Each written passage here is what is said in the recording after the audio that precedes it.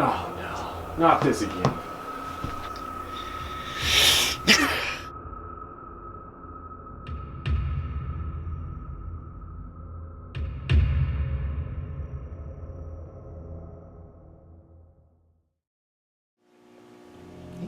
Hey, wake up. Wake up. Oh. Oh, good morning, sunshine, and a Merry Christmas. It's not even close to Christmas. It's March. It's always Christmas in my household, and we're gonna play a game together. God. We're gonna play Dead of Winter. No. And you get to be the first player.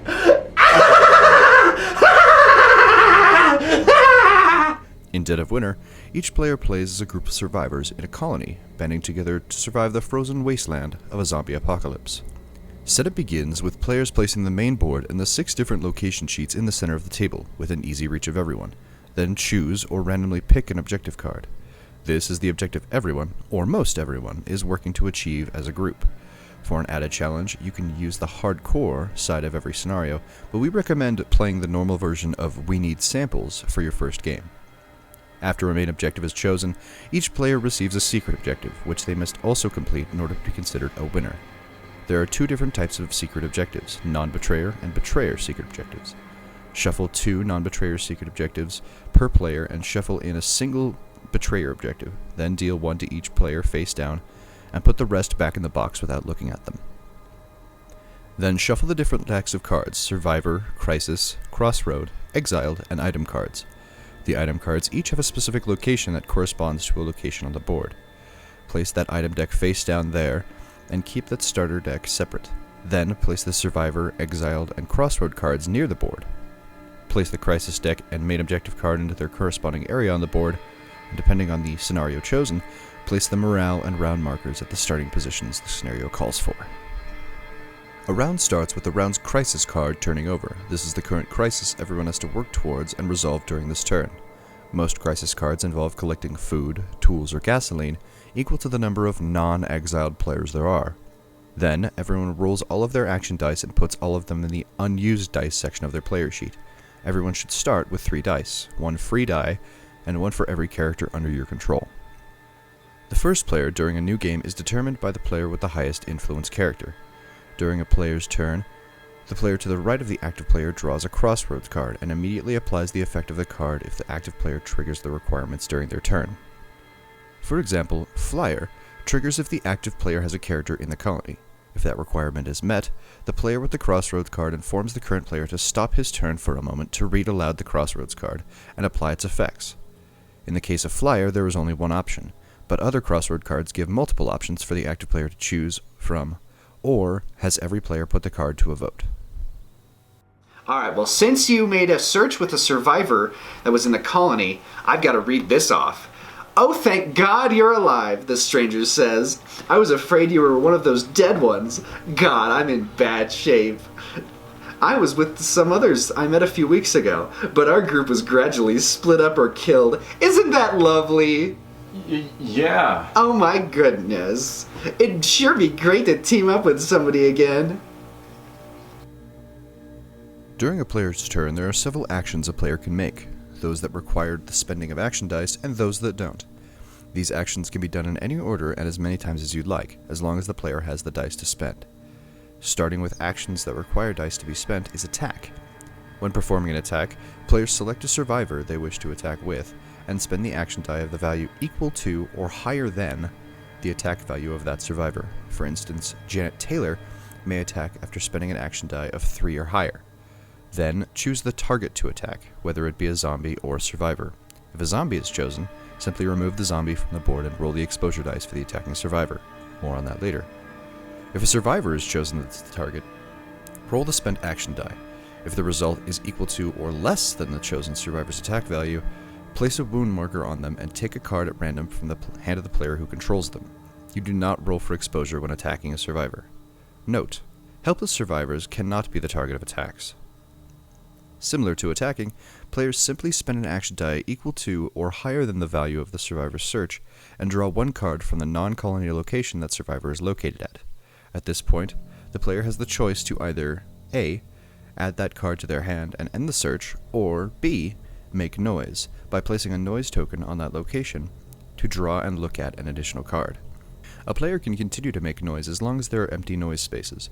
Once the player has decided he has made enough noise, or can no longer do so, he must keep one of the drawn cards, adding it to his or her hand, and placing the rest at the bottom of that deck.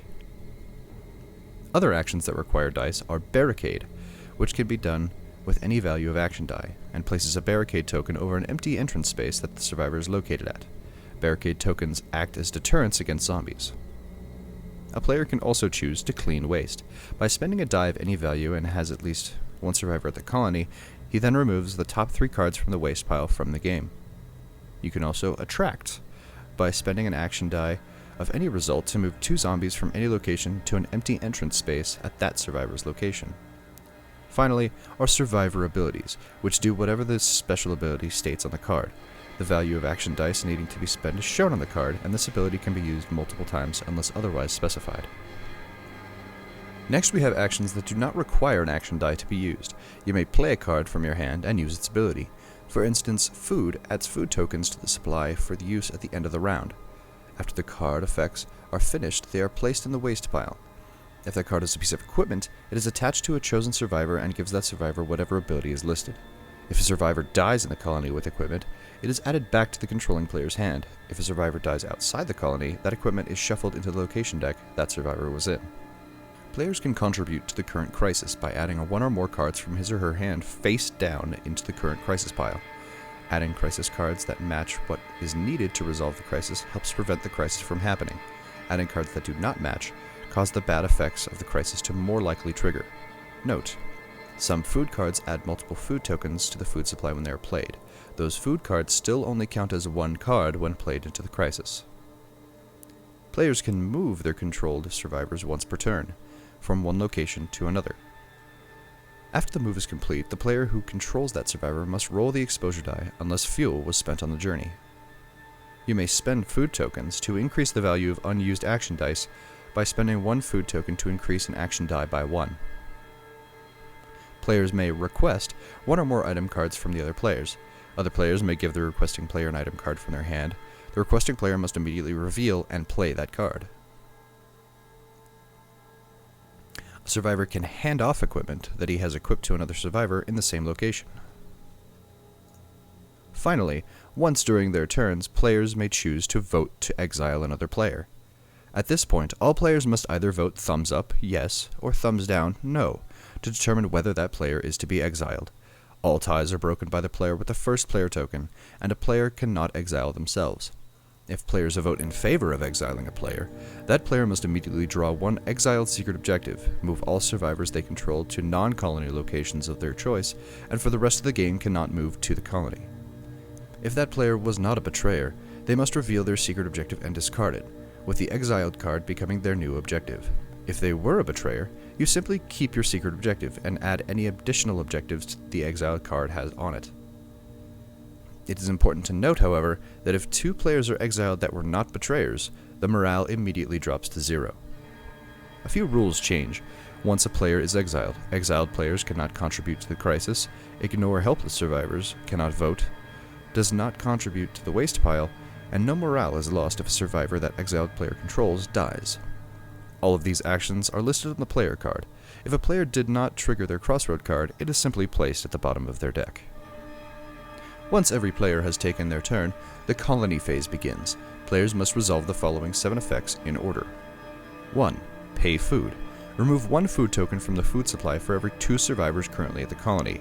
Rounded up. Helpless survivors count towards this total. If there are not enough food tokens, do not remove any food tokens and instead add a starvation token to the food supply, and decrease morale by 1 for each starvation token in the supply. 2. Check waste. Count the current cards in the waste pile. For every 10, round it down, decrease morale by 1. 3. Resolve the crisis. Shuffle all the cards that were placed face down and reveal them one at a time. For every card the crisis called for, the colony gets closer to preventing the crisis by 1 point. For every card that does not match, subtract 1 point towards the total for preventing the crisis. After revealing all the cards, if the total points does not meet or exceed the number of non-exiled players, the fail effect of the crisis triggers. If the total exceeds the total of non-exiled players by 2 or more, the colony gains 1 morale. After resolving the crisis, remove all cards added to the crisis from the game. Something to note. Every item card has a location associated with it. After the crisis cards are revealed, with a little deductive reasoning, you can figure out who might be a betrayer and who might be loyal. 4. Add zombies. Add 1 zombie to the colony for every 2 survivors rounded up, currently at the colony. This includes helpless survivors. Add 1 zombie to each non-colony location for every 1 survivor present at that location. Then remove noise tokens 1 at a time and roll an action die for each one. Add an additional zombie to that location for each roll of 3 or lower. When adding zombies to the colony, follow the numbers surrounding the colony from 1 to 6, adding 1 zombie in each area. For example, if 7 zombies were to be added, add 1 zombie to each area 1, then 2, etc., eventually looping back to 1. If any zombies are to be placed and there isn't room for them, the location has become overrun. Remove that zombie and kill a survivor at the location with the lowest influence, starting with helpless survivors. Every time a survivor is lost, morale decreases by 1. 5. Check the main objective. Check to see if the main objective is complete. If it has, the game immediately ends. 6. Move the round tracker. Move the round tracker down 1 space. If it is moved onto 0, the game immediately ends. 7. Pass the first player token. The first player passes the first player token to their right. Then a new round begins by revealing a new crisis for that round. Often throughout the game, players will be asked to roll the exposure die, most times by moving a survivor or killing a zombie. On a blank result, nothing happens.